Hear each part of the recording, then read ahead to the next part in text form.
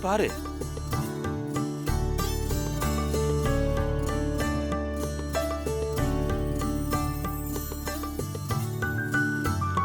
நீயும் பொம்மியும் ஒரு வாரம் ஹனிமூன் ட்ரிப்பா வெளியூர் போயிட்டு வாங்க.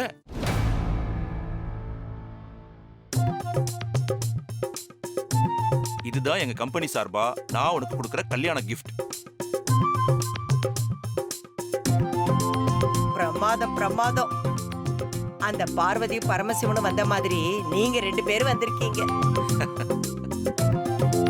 இப்பதான் தெய்வத்துக்கிட்டையும் இவங்க 2 பேரையும் இப்ப நீங்க என்ன சொன்னீங்க?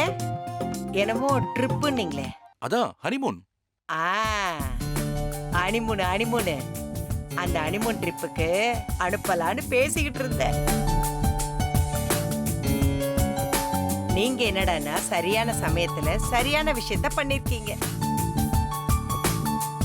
சார் இப்போ எதுக்கு சார் இதெல்லாம்? இப்ப போகாம வேற எப்ப போறது? கல்யாணம் ஆகி குழந்தையெல்லாம் பெத்துட்டு அதுக்கப்புறமா டூர் போகணும்னு என்ன இருக்கா? அது இல்ல சார், அது வந்து இங்க பாரு சித்தார்த், கல்யாணம் ஆன புதுசுல எங்களுக்குள்ள கூட தான் சண்டை சச்சரவு வந்துச்சு. அதெல்லாம் ஏன் இப்ப சொல்றேன்னு பாக்குறியா? எப்போ பொம்மிக்கும் உனக்கும் நடந்த கல்யாணத்தை மறைக்கணும்னு நினைச்சியோ அப்பவே உனக்கு ஏதோ பிரச்சனை இருக்குன்னு நான் புரிஞ்சுக்கிட்டேன். அதுக்காக தான் இப்படி ஒரு ஏற்பாடு. ஒரு குழந்தை பெற்றதுக்கு அப்புறம் எல்லாம் சரியாயிடும் சித்தார்த். இங்க பாரு, நீ போயிட்டு வா, அதுக்கப்புறம் எல்லாமே மாறிடும். எப்படியோங்க நீங்க சொன்னதுனால சித்தார்த்து டிமிக்கி கொடுத்துட்டல தப்பிக்க முடியாது. என்ன சித்தார்த்து, இப்ப சந்தோஷம் தானே?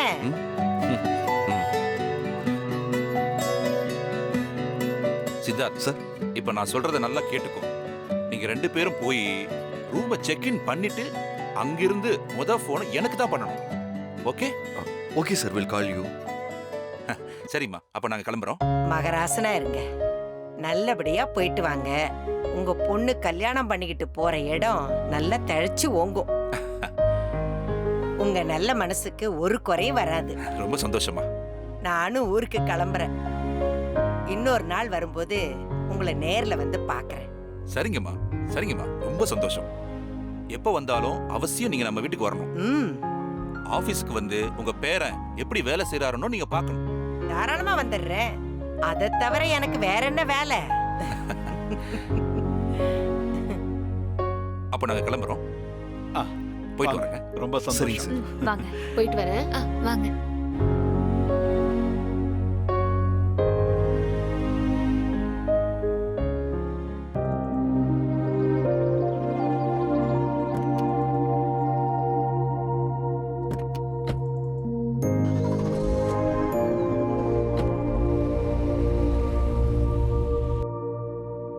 தெய்வம், அப்படியே நானும் கிளம்புறேன். அப்பா ஜெகதீஷ், வண்டி எல்லாம் ரெடியா? ரெடியா இருக்கு. என்னக்கா இன்னும் கொஞ்ச நாள் இருந்துட்டு போலாம்ல? ஐயோ, மறுபடியுமா? இருக்கலான்னு தான் நினைக்கிறேன் தெய்வம். ஆனா மாயவரத்துல சரோஜாவுக்கும் அவ மாமியாருக்கும் பெரிய தகராறாம். நான் போய் தான் தீர்த்து வைக்கணும். என்ன பண்றது? வயசான காலத்துல சுத்தி இருக்கிறவங்க நிறைய பேரு என்ன நம்பி இருக்காங்கப்பா. நான் உன்னை மட்டுமே பாத்துக்கிட்டு இருந்தா ஆகுமா?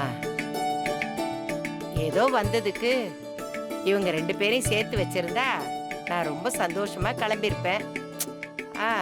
அது நடக்காம போயிடுச்சு. ஏன்க்கா கவலைப்படுறீங்க? எல்லாமே மாறிடுங்கக்கா. மாறணுங்கிற ஆசையோட தான் நானும் கிளம்பி போறேன். சித்தார்த்து, பொம்மி, அடுத்த தடவை நான் வரும்போது என் கொள்ளு பேரனோட நீங்க 2 பேரும் நிக்கணும், என்ன வரவேற்கிறதுக்கு. புரியுதா?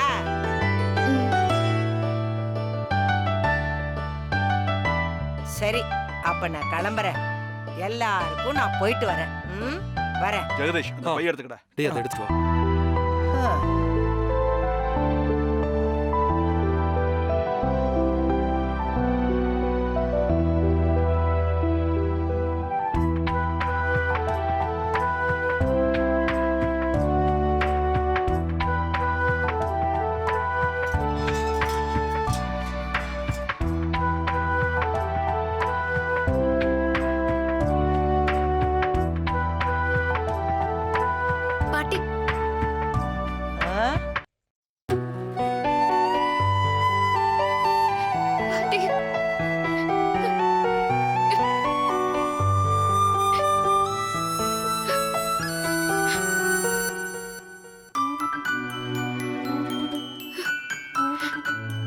மனசுக்கு ஒரு குறை வராது.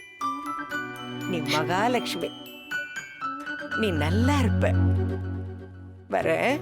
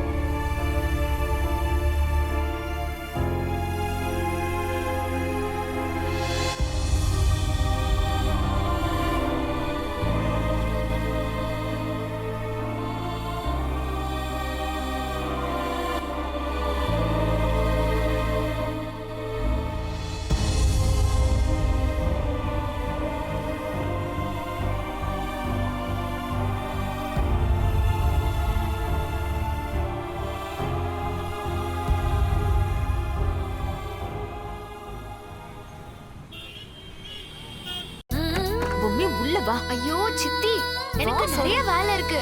ஊருக்கு போறதுக்கு துணி எல்லாம் எடுத்து வைக்கணும். எல்லாம் எடுத்து வச்சுக்கலாம், நீ இரு. ஐயோ சரி, சீக்கிரம் சொல்லுங்க, எதுக்கு எங்க கூட்டிட்டு வந்தீங்க? எங்க சித்தார்த்த நீ பாத்திருக்கல. எங்க சித்தார்த்த இப்போ ஓ சித்தார்த்தா மாறணும். அதத்தான் நீ இந்த ஹனிமூனுக்கு போறப்ப பண்ணணும். ஐயோ வேம்பு சார நான் என்ன பண்ண முடியும்? என்ன பண்ணாலும் அவரு மாற மாட்டாரு. இங்க பாரு, நீ இப்படி தள்ளி தள்ளி நிக்கிறதுதான் பிரச்சனையே. நீ ஏன் நினைச்சுக்காத அவன் மாற மாட்டான்னு. நீ முயற்சி பண்ணினா கண்டிப்பா அவன் கிட்ட நீ மாற்றத்தை கொண்டு வர முடியும். அது உன் கையில தான் இருக்கு. அதுக்கு நான் என்ன பண்ணணும்? Very good. என்ன பண்ணணும்னு கேட்டதே வெற்றிக்கான முதல் படி. சித்தார்த்து போடுற ட்ரெஸ் எல்லாம் பார்த்தல்ல, கோட் ஷூட், காதுல ப்ளூடூத், லேப்டாப்னு வேற மாதிரி இருக்கான். வீட்டுக்குள்ளேயே ஷூவை மாட்டிக்கிட்டு ஃபாரினர் மாதிரி இருக்கான். கிட்டார் எல்லாம் வாசிக்கிறான். அவனோட எதிர்பார்ப்பே வேற. அப்படி இருக்கும்போது அதுக்கு தகுந்த மாதிரி நீயும் மாறணும்ல பொம்மி. அதான் எப்படி மாறுறது? ஒரே நாள்ல மாற முடியாது. படிப்படியா மாற்றத்தை கொண்டு வரணும்.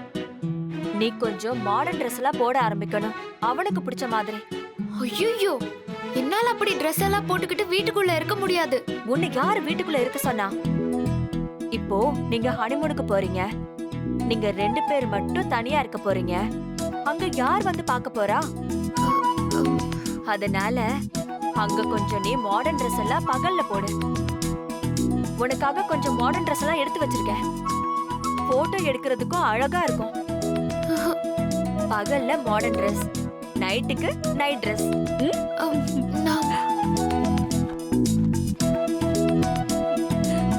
பாத்தியா, இது ஒரு மாடர்ன் ட்ரெஸ்.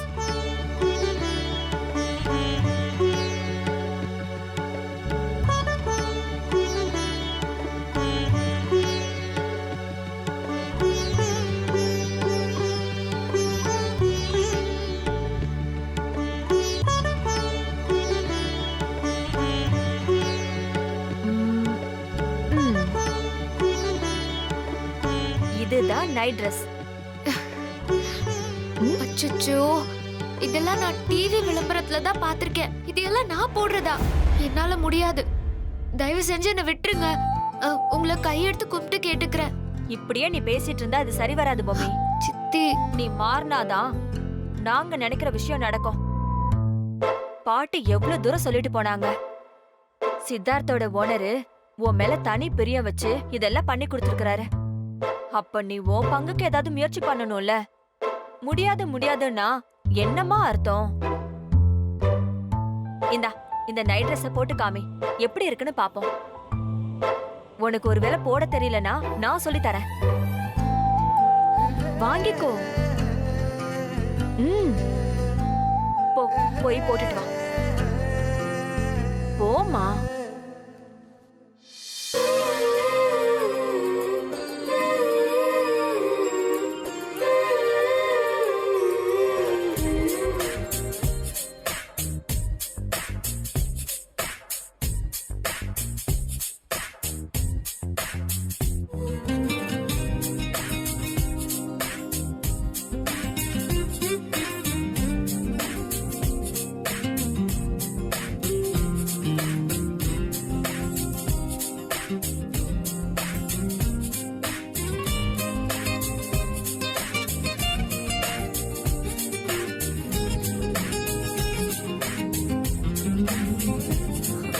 வா பொம்மி, வா வா. உனக்கெல்லாம் எந்த ட்ரெஸ் போட்டாலும் நல்லா இருக்கும். வா.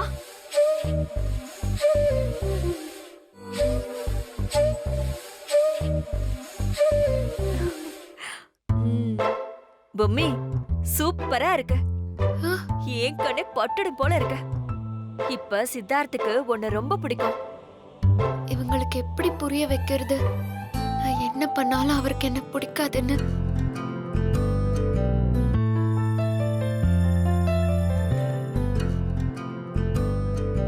ஐயோ, அத்தை பேசாம இருக்க மாட்டாங்க போல இருக்கு. இவளுக்கு இப்படிலாம் வேஷம் கட்டி வேடிக்கை பாக்குறாங்க. இது மட்டும் இல்ல, பகல்ல போடுற மாடர்ன் Dress இருக்குல்ல, அதையும் நீ போடு. அதுக்கப்புறம் சித்தார்த்துக்கு மனசுல கண்டிப்பா மாற்றம் வரும். பயங்கர சந்தோஷமாயிடுவான். பொம்மி தனக்காக இவ்ளோ தூரம் மாறிட்டாளேன்னு. இந்த ஹனிமூன்ல இருந்து உங்க 2 பேருக்குள்ளயும் ஒரு அந்யோன்யம் நெருக்கம் எல்லாம் வந்துரும். 2 பேருமே வீட்டுக்குள்ள நுழையும் போது கைய கோத்துக்கிட்டு வரலனா என் பேரை நான் மாத்திக்கிறேன். நான் எவ்வளவு விலைக்கு போனாலும் வீட்டுல இருக்கிறவங்க விட மாட்டாங்க போல இருக்கு. நான் எல்லாருக்கும் எப்படி சொல்லி புரிய வைப்பேன்? சரி சித்தி, நான் போய் புடவை மாத்திக்கிறேன். சரி போ.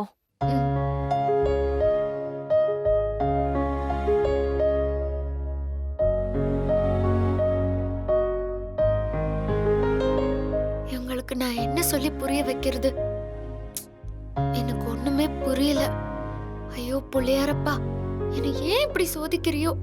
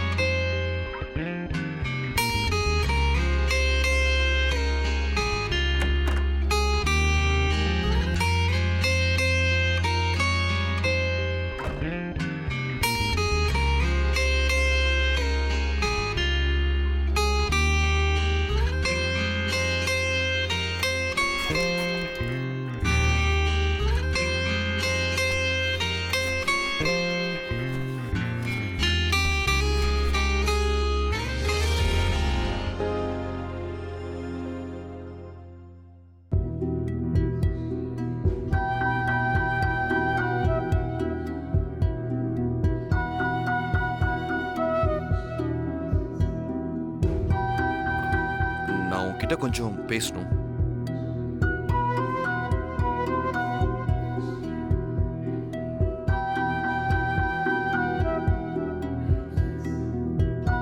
இங்க பாரு, நம்ம கல்யாணம் ஏகப்பட்ட பிரச்சனைகளுக்கு நடுவுல இப்படி நடந்துருச்சு. அது எனக்கு செட் ஆகாம தான் நான் என் கம்பெனில கூட சொல்லாம மறைச்சிட்டேன். முழுக்க முழுக்க தாத்தாவுக்காகவும் உன் அம்மாவுக்காகவும் நடந்த கல்யாணம் தான் இது. பொதுவாகவே இந்த கல்யாணம் அது இதுன்னு எதுலையுமே எனக்கு நம்பிக்கை இல்லை. இப்படி எதையுமே நம்பாதனா எப்படி ஹனிமூனுக்குலாம் போக முடியும்? அதுவும் உன் கூட. வீட்டில் இருக்கிறவங்க தான் புரிஞ்சுக்க மாட்டேங்கிறாங்க. உனக்கு என்னை பத்தி தெரியும்ல. என்னால சத்தியமா சுத்தமா முடியல. உன்னை வற்புறுத்தி ஏதோ வேஷம் போட்டு நிக்க வச்சதெல்லாம் நான் பார்த்துக்கிட்டு தான் இருந்தேன். என்ன வேஷம் போட்டாலும் என்னால அதுக்கு ஏத்த மாதிரிலாம் நடிக்க முடியாது. என் மனசு மாறாதுன்னு எனக்கே திட்டவட்டமா புரியுது.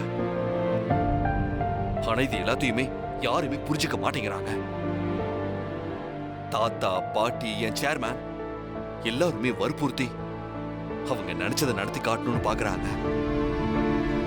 இங்க பாரு, சத்தியமா நான் சொல்றேன், எனக்கு இதெல்லாம் எப்படி மேனேஜ் பண்றதுன்னு சத்தியமா புரியல. நான் ஏதாவது ரொம்ப மோசமா ரியாக்ட் பண்ணா, நான் முடியாது அது இதுன்னு ரொம்ப கோவமா பேசினா எல்லாருமே வருத்தமாவாங்க. உனக்கு என் நிலைமை புரிஞ்சுதுன்னா தயவு செஞ்சு எனக்காக அவங்க கிட்ட நீதான் போய் சொல்லணும். என்ன போய் சொல்லணும்? நாளைக்கு ஹனிமூனுக்கு நான் தனியா தான் போறேன்.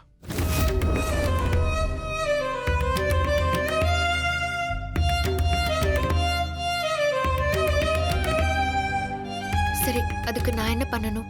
நீதான் வீட்டுல இருக்கவங்க கிட்ட ஏதாவது போய் சொல்லி சமாளிக்கணும். நான் அங்க போய் செக் இன் பண்ணி எங்க சேர்மேன் கிட்ட நாங்க ஊருக்கு வந்துட்டோன்னு போன்ல பேசிடுறேன். அவர் கண்டிப்பா ஹோட்டலுக்கு ஃபோன் பண்ணி நான் வந்திருக்கேனான்னு செக் பண்ணுவாரு. அத நான் பாத்துக்கிறேன். நீ எனக்காக வீட்ல இருக்கிறவங்கள சமாளிக்கணும் மம்மி. ஏதாவது பொய் சொல்லி உன்னால வர முடியலன்னு சொல்லிட்டா பெட்டர். நீ சொன்னாதான் தாத்தா பாட்டிலாம் நம்புவாங்க. அதான் சொல்லிட்டு இருக்கேன். என் பக்கத்துல இருந்து உங்களுக்கு எந்த பிரச்சனையும் வராம நான் பாத்துக்கிறேன். வீட்ல இருக்கிறவங்கள நான் சமாளிச்சுக்கிறேன். நீங்க உங்க ஓனர் கிட்ட பேசிக்கோங்க.